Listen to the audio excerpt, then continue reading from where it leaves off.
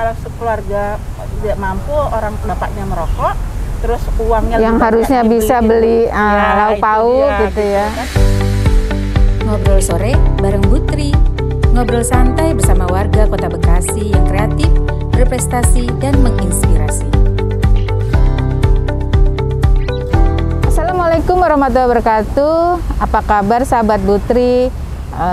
Selamat datang di Ngobrol Sore bersama saya Wiwi Hargono Tri Adianto yang akan membahas kali ini tentang isu-isu terkini di sekitar masyarakat kita bersama Ibu Lisda dari Yayasan Lentera Anak. Apa kabar Bu Lisda? Baik, Bu. Alhamdulillah. Bu, saya mau banyak tanya nih dengan Ibu yang kita ngobrol santai ya Bu sore ini. Ini kan banyak nih orang tahu bahayanya merokok buat si pengguna rokok maupun buat orang-orang sekitarnya. Tapi masih banyak orang juga yang suka dan akhirnya kecanduan. Kira-kira apa sih yang menjadi faktor utama seorang itu menjadi kecanduan terutama pada anak? Iya Putri, terima kasih kesempatannya. Jadi saya ini jadi kenal nih dengan sahabatnya Putri. Selamat sore juga sahabat Putri. Jadi Bu, apa sih yang menyebabkan orang kecanduan? Jadi sebenarnya semua orang tahu bahaya rokok, semua orang sepakat rokok berbahaya, tapi orang kemudian tetap ingin terus merokok gitu kan. Satu hal yang sangat berbahaya dan yang membuat orang terus merokok di dalam rokok itu adalah nikotin. Nikotin itu adalah zat adiktif yang sifatnya memang membuat orang jadi tergantung, sama seperti narkoba. Makanya kalau dalam peraturan, dalam berbagai undang-undang tuh disebutnya zat adiktif lainnya. Yang disebut dengan zat adiktif lainnya itu adalah rokok. Jadi ketergantungan orang atau keadiksian orang terhadap rokok itu kena zat nikotin tadi. Dan nikotin itulah sebenarnya sejatinya yang menjadi jualannya Bu, gitu kan. Kalau saja rokok nggak ada nikotinnya, mungkin rokok nggak laku, gitu kan. Tapi karena di dalam rokok itu ada nikotinnya, itu yang buat orang jadi mau beli lagi, mau merokok lagi, mau merokok lagi. Nah, itu menjadi berbahaya. Itu satu Bu. Kalau diizinkan saya meneruskan bahwa nikotin itu yang buat orang berbahaya, bukan ketika dia terus-terusan, itu dampaknya adalah akumulatif gitu kan. Karena dia kecanduan terus-menerus, dia jadi akumulatif. Enggak, kalau orang rokok, enggak sekarang rokok terus hari ini sakit, tapi nanti prosesnya panjang setelah akumulatif. Prosesnya panjang, dia menjadi akumulatif itu karena dia teradiksi kecanduan terus-menerus gitu. Nah, kalau dengan pada anak sendiri seperti apa Bu? Apakah sama ya? Sama, jadi artinya ketika seorang, apakah itu anak-anak, apakah itu orang dewasa, itu adiksi. Tapi satu hal memang agak spesifik, karena gini Bu, anak-anak itu kan apa sih yang membuat anak-anak juga jadi pengen merokok? Nah, gitu, itu yang jadi pertanyaannya kan. Selain karena memang produknya sendiri mengandung zat adiktif, yang kedua role model. Jadi sebenarnya banyak faktor yang membuat anak merokok, tapi saya akan sebutkan beberapa. Pertama, role model. Artinya orang-orang dewasa di sekitarnya yang menjadi contohnya, Ibu ya, menjadi panutannya. Itu bisa jadi gurunya, orang tuanya, iya betul, kakaknya, omnya, atau bahkan idolanya ya Bu ya. Idolanya itu yang mereka lihat di TV, di media sosial gitu ya Bu. Itu yang pertama, yang dekat dengan mereka. Yang kedua juga ini Bu, mereka mudah mengakses rokok. Jadi kalau mereka lihat role model, lihat orang sekitarnya, terus mereka pengen ada keinginan ingin merokok, karena kan biasanya orang yang merokok tuh kesannya santai gitu kan ya. Maco, ya, betul, gitu kan. Terkini gitu ya. Mendorong mereka untuk merokok. Kalau mereka mau beli rokok itu mudah aksesnya. Warung-warung menjual ya. Dan warung-warung kadangkala tidak juga menolak anak-anak beli rokok, dan bukan cuma itu Bu, harganya murah.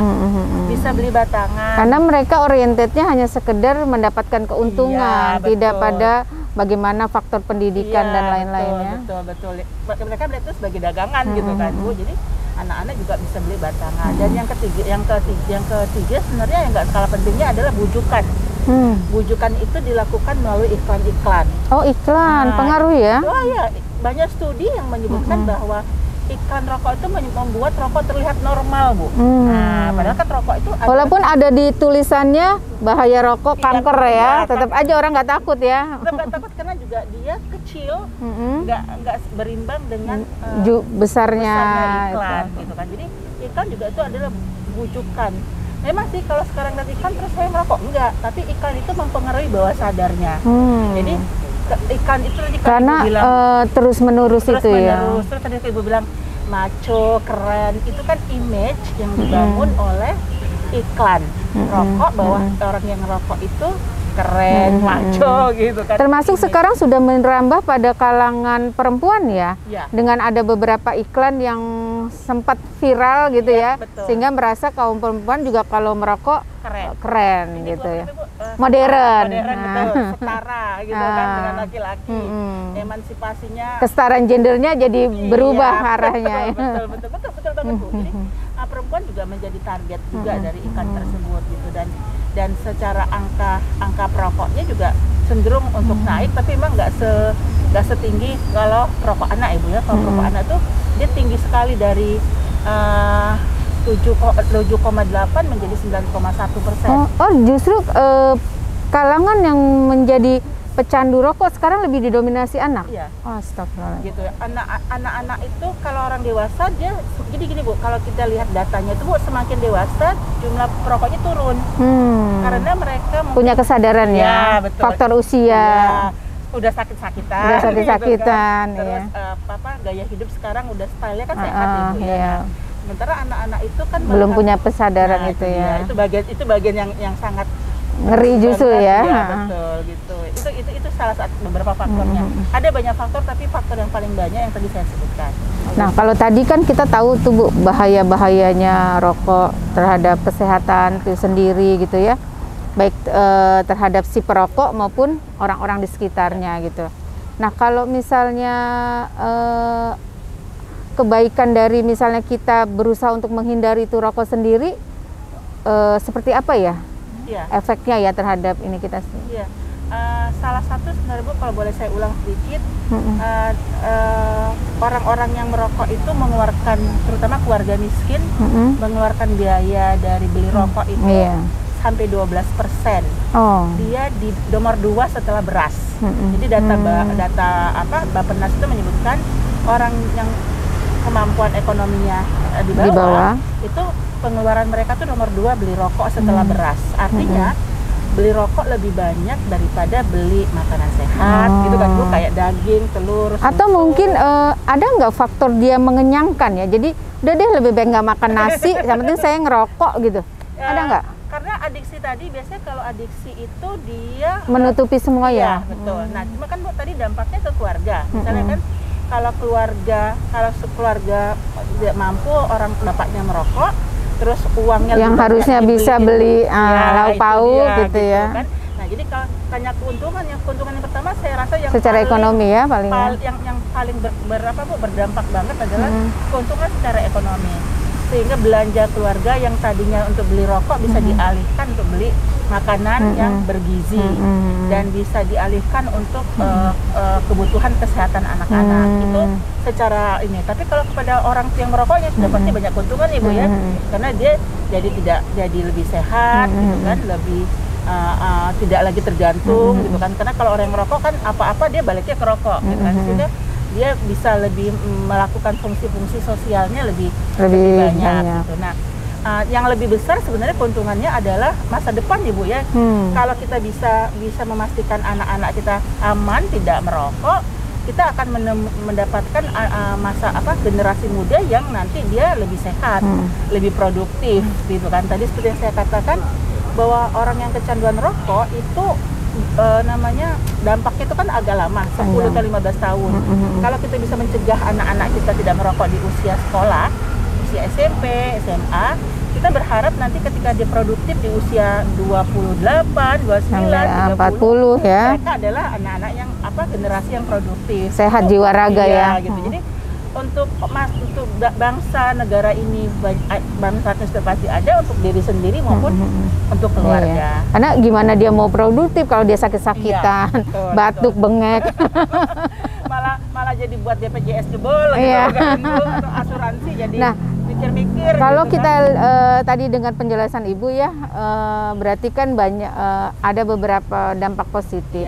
Artinya ada gimana sih tip mudahnya supaya bisa banyak diikuti seluruh masyarakat ya tidak hanya di Kota Bekasi tapi di luar Kota Bekasi untuk menghindari anak dari kecanduan rokok itu sendiri. Iya Bu, ini saya mohon izin bicaranya agak panjang gitu kan, karena kalau kita bicara anak, yang bertanggung jawab terhadap anak itu semua sektor ya Bu ya, ada keluarga, ada masyarakat, bahkan juga ada pemerintah gitu kan. Jadi pertama kita pastikan bahwa, atau pertama mau saya tipsnya adalah jangan sama sekali mencoba. Itu dia, jangan sama sekali mencoba. Ingat anak-anak, jangan sekali-sekali mencoba. Gitu kan, don't start gitu kan, jangan mulai mencoba. Karena kalau sudah sama seperti zat adiktif lainnya, kalau sudah sekali mencoba, kita akan terjerat gitu ya. Kita akan apa? Nikmatnya nikmat sementara ya. Ya betul. Itu yang pertama untuk anak-anak kita. Tapi yang kedua memang kita harus menciptakan lingkungan yang kondusif ya Bu ya. Jadi misalnya bapak-bapak yang merokok lah, jangan merokok lah dekat anak-anak gitu kan. Supaya anak-anak kita nggak melihat itu sebagai model yang keren gitu kan. Terus mungkin lingkungan yang kondusif juga menciptakan apa Bu, menyediakan ruang yang cukup untuk anak-anak beraktivitas gitu kan, sehingga mereka punya tempat untuk bermain, ada teman bermain, menyalurkan bakatnya, kesenangannya ya, minatnya, sehingga teralihkan, karena kan anak-anak itu banyak energinya ya. Iya, gitu. Iya, mereka butuh peralihan apa? Ya, betul. Pelampiasan ya. Butuh disediakan tempat lah gitu. Jadi nggak timbul rasa iseng ingin coba betul, gitu. Dan yang selanjutnya saya kira pemerintah juga memastikan ada perlindungan. Jadi misalnya menegakkan peraturan tentang kawasan tanpa rokok gitu kan, dan memastikan iklan rokok tidak ada. Kalau bisa ini kita pengen sekali nih iklan rokok itu jangan sampai ada, karena rokok itu sebenarnya kan zat adiktif. Sama seperti alkohol, sama dengan narkoba gitu kan. Nah, cuma memang di Indonesia peraturannya belum cukup kuat. Ada beberapa kota yang sudah melakukannya. Nah, atau paling minimal kita memastikan sekolah-sekolah kita jangan ada iklan rokok deh di sekitarnya. Karena studi kami Bu menunjukkan bahwa 85% sekolah di Indonesia itu banyak ditemukan iklan rokok. Nah, karena untuk siapa sih iklan rokok di sekitar sekolah? Ya untuk anak-anak kita gitu kan. Jadi tapi saya kira juga kita berharap peran pemerintah juga ada di sini. Andil ya, menciptakan lingkungan tadi ya. Yang kondusif tadi gitu. Nah, dan yang terpenting adalah bahwa tadi Bu, anak-anak kita tuh dia mendapat kepastian perlindungan lah gitu kira-kira ya. Jadi kalau bisa para penjual rokok janganlah melayani anak-anak yang mau beli rokok gitu kan Bu, karena ada peraturan juga Bu di dalam gitu. PP 109 tahun 2012. PP itu tentang pengamanan zat adiktif rokok. Salah satu peraturannya adalah tidak boleh menjual rokok kepada anak. Jadi kita juga menghimbau lah kepada para penjual rokok, silakan menjual rokok, tapi kalau anak-anak beli jangan dilayani gitu kan ya. Karena itu salah satu yang membuat anak-anak jadi merokok. Kira-kira salah satu bentuk upaya membantu juga mempertahankan generasi sehat dan emas ya ke depan ya, betul, gitu ya. Artinya kita juga tidak memungkiri bahwa proses pembangunan mungkin dari pajak-pajak dari rokok itu juga mungkin tinggi, tapi juga mungkin dipilah-pilah gitu ya. Artinya proses penjualannya, bagaimana supaya orang-orang sekitarnya tidak terpapar, ini juga yang harus sama-sama dipikirkan bersama gitu. Betul. Karena buat apa gitu segelintir orang mendorong untuk tidak terjadi itu, tapi sebagian orang seperti mengabaikan gitu ya. Betul. Artinya bagaimana Bu? Karena ini kan gini ya, bentuk itu kan kelihatannya sepele, tapi dampaknya luar biasa. Kalau saya mendengar penjelasan Ibu dalam jangka panjang 10 sampai 15 tahun ke depan. Sementara masih banyak orang yang kecanduan sekali nih. Untuk menghentikannya itu bagaimana tuh Bu? Iya. Bu, makanya strateginya adalah mencegah. Kalau orang yang sudah merokok itu susah lagi disuruh berhenti gitu kan. Jadi kalau saya rasa yang strateginya adalah mencegah anak-anak kita ini, karena kalau mereka bisa aman nggak merokok sampai usia 20-25 tahun, mereka kan semakin teredukasi gitu kan ya. Jadi salah satunya adalah mencegah ya. Mencegahnya tadi itu salah satu yang saya coba sampaikan, edukasi yang terus menerus gitu kan ya. Edukasi yang terus menerus. Kadang-kadang anak-anak itu kan ketika dia penasaran, dia cari tahu, tapi kalau cari tahunya di tempat yang salah, malah tahunya salah gitu kan. Jadi saya kira edukasi tentang bahaya rokok, tentang supaya tidak merokok itu juga perlu diperhatikan. Baik di dalam rumah maupun di sekolah ya. Betul. Jadi kalau terkait dengan zat adiktif itu lebih sulit menyuruh orang berhenti, gitu kan. Lebih baik mencegah itu tidak. Mungkin harus lebih banyak kalau yang sudah kecanduan harus banyak harus terapi ke dokter, harus ke biaya besar, ya. gitu kan. Enggak, orang malas sudahlah nikmati saja gitu ya, kenikmatan yang ada gitu. Atau biasanya Bu, kalau orang yang merokok paling tidak yang kita harapkan dari mereka merokoklah di tempatnya, nggak di dekat anak-anak gitu kan, nggak di dekat nggak di ruangan tertutup gitu kan. Itu makanya peraturan tentang kawasan tanpa rokok itu diterapkan untuk mengatur supaya para perokok tidak merokok. Mungkin aturan mungkin sudah dijalankan, tapi kesadarannya yang kurang sama penegakannya mungkin ya. Kalau yang saya lihat seperti itu, aturan mungkin sudah dibuat, tapi kesadaran masyarakat dan penegakannya terhadap aturan tindakan apa yang harus dilakukan itu yang termasuk kesadaran perokoknya Bu. Iya, dia hanya menikmati untuk dirinya sendiri ya, tidak melihat efek dari orang luar ya. Nah, kalau pengalaman saya juga anak saya waktu ketika mendaftar ke Akpol ya, kan ikut masuk beberapa asrama. Dia sampai berpikir gitu, kalau memang dia punya basic dan kesadaran yang baik, itu insya Allah tidak akan terpengaruh Bu. Karena anak saya sempat bilang, saya heran mah lihat itu teman-teman saya, dia mau masuk polisi yang udah jelas ada tes kesehatan, bla bla bla bla bla gitu ya, kenapa masih ngerokok, kenapa masih senang begadang, karena gitu. Jadi kalau memang dia punya kesadaran untuk masa depannya, itu memang bahaya untuk masa depannya, pasti ini kalau saya lihat lebih banyak fungsi keluarga itu sendiri untuk menguatkan itu gitu ya, supaya tidak terpengaruh pada lingkungan gitu. Nah, sekarang apa yang dilakukan Lentera Anak itu sendiri untuk membuat banyak anak Indonesia lah ya khususnya yang ada di Kota Bekasi juga untuk yuk sama-sama kita menjaga masa depan kita, kita menjaga kesehatan kita menjaga lingkungan kita ya, dimulai dari anak itu sendiri. Iya Bu Tri dan sahabat Bu Tri, jadi Lentera Anak karena kita adalah lembaga yang strateginya adalah pencegahan. Salah satu yang menjadi fokus kami adalah melakukan pencegahan tadi Bu. Kami ada beberapa program kegiatan di sekolah-sekolah. Tahun 2017 yang lalu di Bekasi ada 10 sekolah yang kami dampingi hampir setahun setengah dengan program-program tentang bahaya rokok. Sehingga kemudian sekolahnya menjadi kawasan tanpa rokok, anak-anaknya teredukasi untuk tidak merokok. Itu juga kami lakukan di sekolah-sekolah lain termasuk di Jakarta, di Kabupaten Bogor, itu satu. Yang langsung kepada anak. Yang kedua Bu, kami menggunakan media sosial. Jadi kami ada kampanye-kampanye tentang bahaya rokok yang kami lakukan di media sosial. Karena menurut kami media sosial itu medianya anak-anak muda ya Bu, gitu. Nggak ada anak muda di Indonesia sekarang. Kita harus dalam mensosialisasi harus ngikutin perkembangan zaman.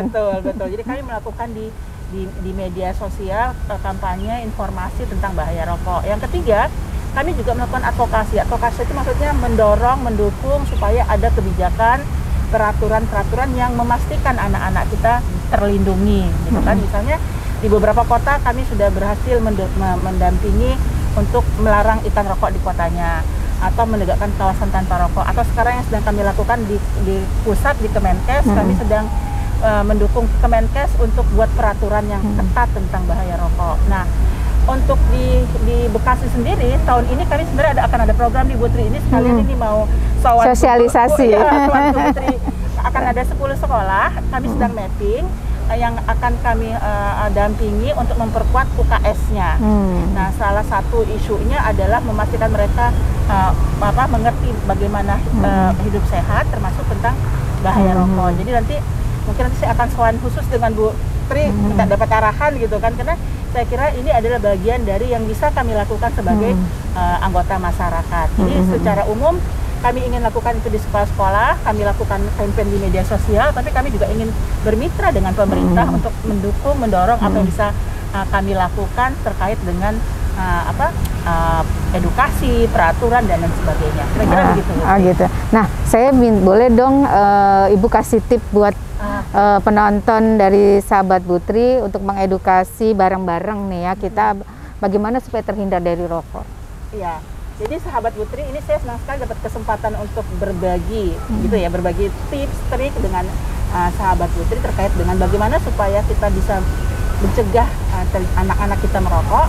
Tadi pertama, karena anak-anak itu adalah peniru ulung.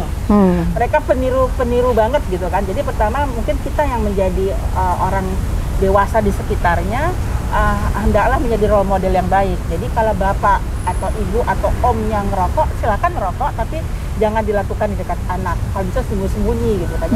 Banyak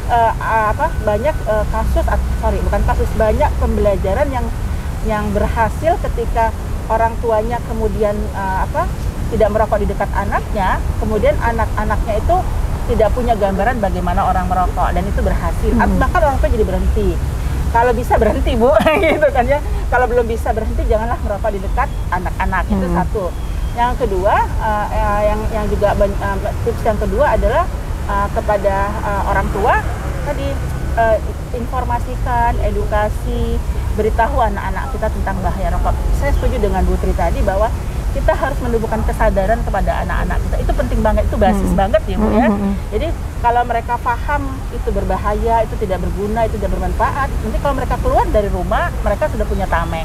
Ya, jadi memang ibu-ibu sekarang, bapak keluarga sekarang harus pinter nih Bu, ya kan? Harus banyak cari informasi, jangan sampai kalah dengan anak-anak kita gitu kan. Jadi itu barangkali tips yang saya salut kepada orang tua. Untuk adik-adik sendiri, untuk anak-anak sendiri, jangan sekali mencoba. Stop, don't start. Itu, karena begitu kalian mencoba, kalian akan terjerat sehingga sulit nanti untuk bisa keluar atau berhenti dari rokok itu sendiri. Mungkin tiga tips sederhana ini Bu Tri yang bisa saya sampaikan. Oh iya, makasih banyak Ibu. Rasanya kalau kita lanjutkan akan panjang, bisa 2 hari 2 malam nggak selesai. Karena menarik nih bahasannya ya. Dari hasil perbincangan ini saya bisa simpulkan bahwa banyak bahaya yang akan ditimbulkan, baik mungkin tidak dalam jangka sekarang, tapi jangka panjang. Karena itu butuh kesadaran. Proses kesadaran itu bisa dimulai dari bagaimana komunikasi, edukasi yang baik dari orang tua, sekolah maupun lingkungan ya Bu ya. Dan mudah-mudahan itu bisa menjadi tameng buat anak-anak kita untuk tidak mudah terpengaruh mencoba, apalagi menikmatinya ya.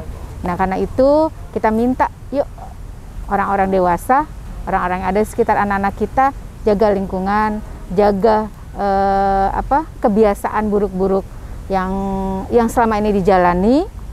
Mungkin salah satunya adalah merokok, supaya tidak menjadi pengamatan dan akhirnya peniruan buat anak-anak kita yang akhirnya merusak masa depannya.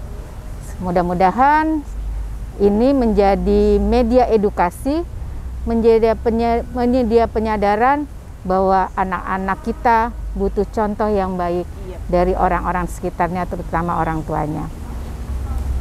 Terima kasih atas bincang-bincangnya kali ini, dan sahabat Bu Tri, jangan lupa nonton, like, komen, dan subscribe. Sampai jumpa di edisi berikutnya Ngobrol-Ngobrol Sore bersama Bu Tri. Wassalamualaikum warahmatullahi wabarakatuh. Waalaikumsalam. Bahagia.